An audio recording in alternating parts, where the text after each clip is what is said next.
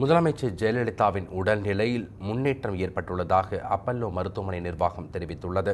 கடந்த 22ஆம் தேதி காய்ச்சல் காரணமாக முதலமைச்சர் ஜெயலலிதா அப்பல்லோ மருத்துவமனையில் அனுமதிக்கப்பட்டார்.